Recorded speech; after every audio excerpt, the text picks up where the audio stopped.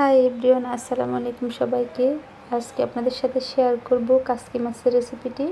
এখানে আমি 250 গ্রাম পরিমাণ কাসকি মাছ নিয়ে নিয়েছি, পরিষ্কার করে ধুয়ে। এখন এখানে আমি একটা বড় আলু কুচি করে দিয়েছি, দুইটা ছোট ছোট বেগুন কুচি করে দিয়েছি। দেশি যে বেগুন থাকে এগুলো খেতে অনেক মজা। একটা টমেটো কুচি দিয়ে দিয়েছি, তারপর বেশি করে পেঁয়াজ কুচি দিয়ে দিয়েছি।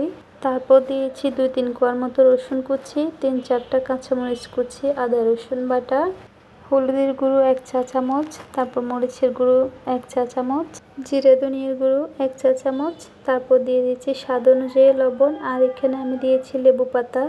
তারপর হাতে মেখে রান্না করব, তাই জন্য এখানে দিয়েছি সরিষার তেল অল্প পরিমাণ। তারপর দিয়েছি এখানে ধনিয়া পাতা কিছু। ধনিয়া পাতা আমি পরে আবার নামানোর আগে আবার দিব, এখন অল্প করে দিলাম। আর এখানে তেলটা অল্প দিয়েছি, এটা আমি তেলে ছেড়ে রান্না করব। হাতে এমনি মেখে নিচ্ছি, যেহেতু নরম মাছ। আমি সবসময় বাসায় এভাবে রান্না করি, তা আপনাদের সাথে শেয়ার করলাম, আমার কাছে ভালো লাগে। তো এই হাতে মাখাটা ইম্পর্টেন্ট, ভালো করে মেখে নিলে তরকারিটা খেতেও ভালো লাগে, এই আর কি। তো এখানে আমি পর্যাপ্ত পরিমাণে তেল দিয়ে এখন এখানে আমি মাছগুলো দিয়ে দিচ্ছি গরম তেলের মধ্যে। এটা আমি যেহেতু সব মশলা দিয়ে হাতে মেখে নিয়েছি, আর কোনো কিছু অ্যাড করলাম না, এখানে শুধু তেলের মধ্যে দিয়ে দিয়েছি সবগুলো মাখানো মাছগুলো। এখন আমি ভালো করে নেড়ে চেড়ে নিচ্ছি। এই কাসকি মাছটা এভাবে রান্না করে দেখবেন, অনেক মজা হয়। আর পুরো রান্নাটা আমি শেয়ার করলাম না, যেহেতু ভিডিওটা অনেক বড় হয়ে যাবে, তাই জন্য।